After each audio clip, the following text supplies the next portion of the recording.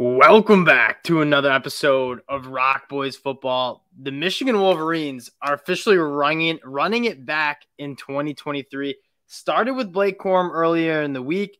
Mike Barrett, Trevor Keegan, Zac Zinter, Cornelius Johnson. The dominoes are falling, and this team wants to win a national title. And this looks like to be one of the best rosters and one of the deeper depth charts that we've seen heading into the 2023 season. Before we get into it, breaking down what this roster is going to look like, I just want to say thank you guys for the support, especially the Michigan fans. If you guys know, my brother and I, big Michigan fans. We talk a lot of Michigan football here on Rock Boys, so we appreciate all the support. Let us know in the comment section what you guys are thinking about. That is why we do it. We love the support. We love talking ball with you guys. Dill, I'm going to kick it off to you. Let's start with the offensive side of the ball. That is where most of the guys are coming back from. How are we looking for 2023 here? I mean, with Blake Corum coming back, I don't see why this offense shouldn't be right up there with any in the country. Because at the end of the day, when he went down, the team changed. Like, you just watched the ability to be consistent on drives and sustain just wasn't nearly as prevalent. And what was nice is you got to see the explosiveness and some of the wideouts start to shine a little bit. Like Cornelius Johnson, for example, obviously had a massive game against the Buckeyes. But now I think going in, I'd like to think there's a little more balance where now JJ can be explosive in the pass if he needs to. But at the end of the day, when Blake's on the field and you can churn those 5-yard gains up in the rushing attack pretty consistently, which is like what he's masterful at, that's how Michigan's going to win football games. Yeah, and it did seem like as good as Donovan Edwards is and as good as the offensive passing game came on because it needed to, that is not how Michigan plays. That's not how the offense wants to run. They want to go 12 plays. They want to grind you down. And when we lost Blake Corum, I do kind of agree with that. Donovan Edwards, for as explosive as he is, doesn't bring that same consistency that Blake Corum does from a down-to-down basis. Now, yes, Blake Corum coming back is massive, but this offensive line, you talk about the transfers too, Ladarius Henderson, obviously Miles Hinton, Keegan and Zac Zinter coming back, both guys that I probably would have had day 2 picks on. This offensive line is not only really good at the starting 5, whatever it shakes out to be, but the depth. Like they're too deep, could be starting at almost any other Power 5 school in the country. This offensive line is going to be maybe back-to-back Joe Moore Award winners. I mean, what you're going to have is a hyper-competitive spring. I mean, the guards, it feels like, is probably locked up right now just because we know we're getting in those two, and they're they've been the leaders for the past 2 years. Yes. But, like, now you got Nugent coming in to battle Crippen at center, and whoever wins that, you're going to have really good center. You obviously got Hinton coming in. And I think Ladarius Henderson's probably going to end up playing tackle too. So you got 2 tackles now to compete with potentially Trente Jones and Carson Barnhart. And whoever the best 2 out of that group are going to be a really good set of tackles too. So I think they were able to replace the losses just like they were able to do in 2022 or 2022 after the great year in 21. So I'd like to think we can roll that offensive line through. And then again, you're looking at it, keeping pretty much the rest of the squad together. Yeah, Cornelius Johnson is a guy I'm thrilled to have back, because when you look at like what Michigan was bringing back at the wide receiver position, if there was one like question mark he had on the offensive side of the ball, it was the wide receiver position. Ronnie Bell, obviously like our go-to safety blanket guy heading to the NFL. Roman Wilson and Cornelius Johnson are going to be a nice veteran group to have as you try to bring along some of the younger guys, Amarian Walker, Darius Clemens, Tyler Morris, guys that we're super excited about. But it's nice to know that you have like Roman Wilson, Cornelius Johnson in your back pocket, proven commodities that can play that wide receiver position. Yeah, 100%. And then you look at get a full year with JJ healthy and being able to play spring ball. I got to think this offense will be cranked up a gear, because at the end of the day, I'd like to think now the running game is going to be as good, if not better. And I think you got to see JJ really develop into a guy who, when we needed him against TCU, he pretty much did everything he could. It certainly wouldn't put that aside from the picks, obviously. I don't really want those. But what he was doing throughout most of the game, making some of those throws up the seam to Ronnie Bell and and running around and making plays. I mean, if we can incorporate that into a Blake Corum led rushing attack, just feels like a really dangerous offense. And I quite frankly think both the passing game and the running game are going to get better. I think this offensive line is as good, if not better. That being said, Blake Corum, with Donovan Edwards really not healthy for most of the season, kind of in and out of the lineup, he had to shoulder a lot of the load. And you don't necessarily, as Blake Corum can take 30 carries a game. You just do you want him taking 30 carries a game? You kind of more lean towards 20 carries for Blake, maybe 10 to 15 for Donovan Edwards, and have those running backs fresh as you get into the third and fourth quarter, like we saw against Penn State when we had 2 fresh running backs and then we started hitting the big plays. And then you noted the best thing I'm most excited for the passing game is JJ missed a whole spring and missed a decent amount of camp. He wasn't able to throw at all. And so early on in the season, when we're banging the table complaining about missing some of those deep balls, I think a part of it was just the lack of reps and the lack of chemistry, because not only was JJ hurt, he wasn't even quarterback 1 in camp. He was kind of competing with Cade McNamara, splitting first-team reps. Now you have JJ, who's healthy, full of spring ball, all of fall camp. I think this wide receiver group that's staying and the true freshmen who are going to be developing, this offense look extremely scary. Now, looking over to the defensive side of the ball, this is where you kind of add some of those guys in the transfer portal. Starting with the defensive line, you obviously have Mazi Smith leaving. There's some guys on that defensive line you're thrilled to have back here. I mean, obviously Mason Graham and Rayshon Benny were the 2 guys who played really good football. In the X factor, and I think he's coming back, is Chris Jenkins. I haven't heard anything. Haven't heard anything yet. I thought there was a shot he was going to declare for the draft because apparently the NFL liked him, but I heard he was getting top 100 evaluations.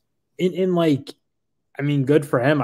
Again, he's a guy, another one of those Michigan guys you're just rooting for, because he always felt like he was so into the program and really wanted to win as bad as almost every. And you feel that way, not to cut you off, but you feel that way about this whole Michigan team. A couple years back, and I'm not trying to get at Donovan Peoples-Jones, Tariq Black. You didn't feel like that core group of guys cared about bringing a Big Ten championship, beating Ohio State, winning a national championship as much as this group does. And I think you're seeing guys like Keegan Zinter, who have legitimate NFL futures, coming back for another year because they sniffed the national championship and they want to leave Michigan as legends. And then again, you look at what you got, a Chris Jenkins, a Michael Barrett, those guys are certainly on that list of. Yes. They just feel like they really want to win. And then you just round it out. You got Jalen Harrell, feels like he's coming back. I thought he had a really good year. Obviously, Josiah Stewart's coming into the portal. And you're losing Morris and Oki, and those are losses. But, I mean, I think they're doing a good job replacing. Braden McGregor really came on strong. So I think the defensive line depth should be really pretty good, just like it was this year. I'd like to think Braden McGregor, Harrell, they all take a step forward, because that was probably the one place you're a little weak. And if Josiah, I want to see those. Yeah, I want to see an alpha emerge. We had really good depth. We had a lot of guys that could get it done. I feel like we didn't have the Aiden Hutchinson, the David Ajabo, who is third and long. We need someone to win. And when we played those better teams, I feel like we struggled to have that. My X factor, Derek Moore, as a true freshman, looked absolutely awesome. You get him another year in that strength and conditioning program, I think could be really special. Him and Josiah Stewart and Braden McGregor are the guys that I have my eye on. And then at the backer position, a unit that seemed like the depth wasn't there last year. I mean, we were Jimmy Rolder was getting trotted out at linebacker as a true freshman because Nikhai Hill-Green wasn't playing. That gets a lot better. You have Ernest Hausman and Junior Colson, I think, might be the best linebacker duo in the whole entire country next year. Well, that room is going from one of the least depth heavy positions to now you got a full house. You got Colson, Hausman, Barrett, and hopefully Nikhai Hill-Green, who it seems like he's going to be part of the fold too. And that's 4 guys who have all played really good football, with 2 guys who look like they're legit bona fide on of. I mean, I think Colson might be gone next year. I think that's how good he is. And yes. So you got a group now that, again, this year, when Colson had to take a breather, when Barrett did, you always felt a little on edge of, and again, it's nothing against Rolder. I think you could throw him into that group of being adding depth, but he was a true freshman, and I don't think he came in early, although you might want to fact check me on that. But again, you're just thinking what you're going to have now, and I mean, getting a guy like Mike Barrett back, he's just a playmaker. Like, he'll make a lot of plays on special teams. We've obviously run some fake punts. So as much as I think Mike Barrett may not play as much linebacker this year as he did last year, I mean, super excited to have him back because of the versatility he adds in playmaking. And the edge. I feel like if there's any guy that I'd want to be going into like a bar fight with, it's Mike Barrett. Like, that dude's violent, and he plays with just his hair on fire. Yep. I'm kind of with you, and that's kind of what I'm getting at about how this team feels about the program and like the loyalty to this program. Is that Mike Barrett would have been a guy that made a lot of sense to maybe hit the portal or maybe just go to the NFL draft, because quite frankly, Ernest Hausman, Junior Coulson, when we play that nickel, they're probably the starters. And Mike Barrett's a guy that lost his starting spot to Nikhai Hill-Green, didn't transfer, continued to play, and was like an all Big Ten performer this year. Now, the one, if I did have a concern heading into 2023 on the defensive side of the ball, it is in that secondary position. Jermaine Green obviously going to the draft. Really turn a corner. Like, you can't really corner. You can't be concerned about the safeties because that's going to be a really good unit, obviously. And you're right. The one spot is who's going to play corner besides Will Johnson.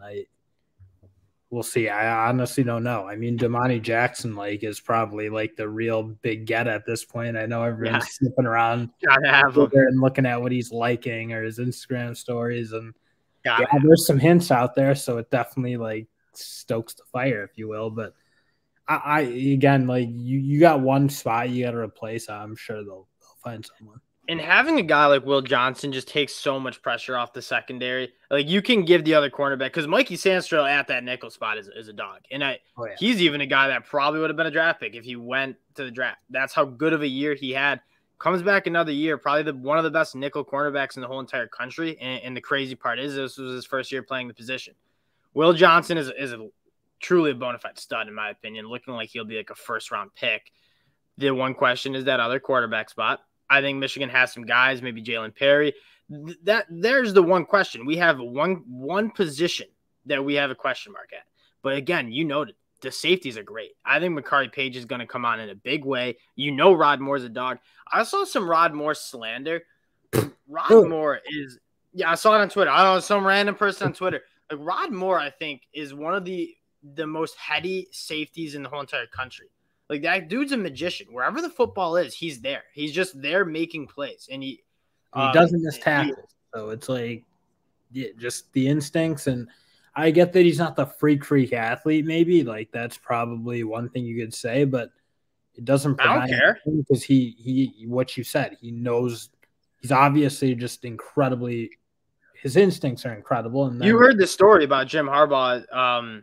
He said we looked at the players' iPads to track how much film they're watching, and he had twice as much film watched as any other player on the team. And you see it on the field. Like, that straight up makes sense because, again, the smartest player on our team, it seems like, because he's there. Wherever the football is, he's there. He has his assignment checked.